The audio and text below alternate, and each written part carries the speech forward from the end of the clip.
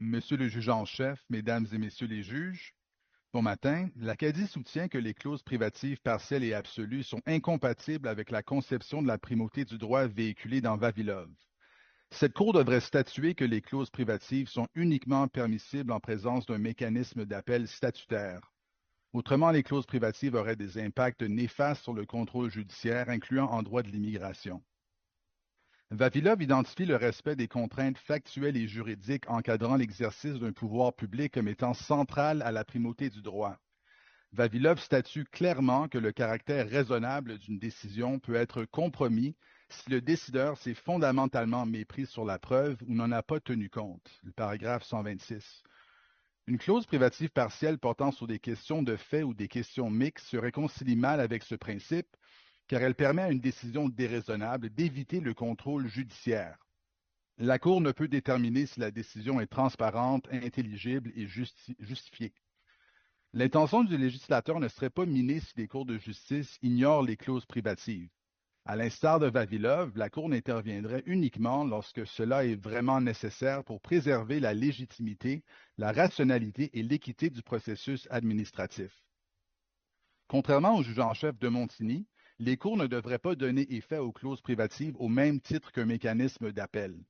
Fondamentalement, les mécanismes d'appel fixent les modalités de la supervision judiciaire au lieu de l'écarter complètement, comme le font les clauses privatives.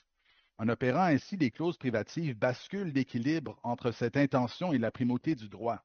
Cet équilibre est pourtant partie intégrante du droit administratif canadien.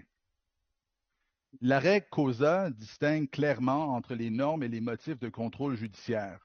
Selon nous, même si le législateur peut fixer les normes applicables, la primauté du droit lui empêche d'écarter les motifs de contrôle judiciaire en l'absence d'un mécanisme d'appel. Les précédents de cette Cour, ayant conclu que les clauses privatives partielles sont permissibles, ont été éclipsés par Vavilov. Par exemple, l'arrêt Noël statue que la légitimité de telles clauses découle du fait que le contrôle est souvent restreint aux seules erreurs juridictionnelles.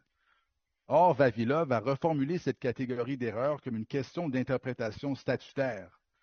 De plus, le contrôle judiciaire n'est manifestement plus restreint à de telles questions. Dans cette optique, ces précédents devraient être révisés afin d'évaluer leur pertinence jurisprudentielle contemporaine. C'est d'ailleurs l'exercice auquel s'est livrée cette Cour dans l'arrêt Hour contre Hour. Écarter Crevier pour statuer que les clauses privatives partielles sont impermissibles est une modeste évolution du droit découlant directement de Vavilov. Fondamentalement, les clauses privatives sont uniquement permissibles en présence d'un mécanisme d'appel remplaçant le contrôle judiciaire. Cela semble d'ailleurs être suggéré par l'arrêt Yatar. Il ne serait aucunement question de constitutionnaliser la norme de la décision raisonnable. Comme l'a dit la juge Abella dans Wilson contre Énergie atomique du Canada, la primauté du droit n'exige pas une norme de contrôle particulière, mais uniquement l'accès au contrôle judiciaire. Discutons maintenant de l'application des clauses privatives devant les cours fédérales et pas seulement devant les cours supérieures. Même si elles ne sont pas des cours de compétences inhérentes, les clauses privatives ne peuvent être utilisées pour empêcher le contrôle judiciaire en cour fédérale. L'article 101 de la loi constitutionnelle de 1867 doit être interprété en fonction de sa préambule. De plus, le principe de la primauté du droit serait grandement miné par une clause privative applicable aux cours fédérales si le contrôle supérieur ne peut être intenté en cour supérieure. Ce serait notamment le cas si le Parlement adopte des clauses privatives interdisant le contrôle judiciaire en cour supérieure et en cour fédérale sur des questions de fait et des questions mixtes. De telles clauses immuniseraient les dimensions factuelles et mixtes de décision en droit d'immigration, même si presque toute décision dans ces domaines comporte de telles dimensions. Comme M. le juge Rowe l'a souligné, ça inclut la décision de déporter, de renvoyer un individu du Canada, une décision qui rejette une demande d'asile. Et pourtant, Vavilov nous dit que lorsqu'une décision a des répercussions sévères sur un individu, les motifs doivent refléter les enjeux. Soulignons également que des arrêts significatifs comme Vavilov, Mason et Pepa portent sur des jugements rendus par les cours fédérales en matière d'immigration. Il est donc inconcevable que les enseignements de ces jugements soient limités aux cours supérieures. Au final, une clause privative absolue ou partielle ne peut trouver application devant les cours fédérales qu'en présence d'un mécanisme d'appel ou de la possibilité d'un contrôle judiciaire complet en cours supérieure.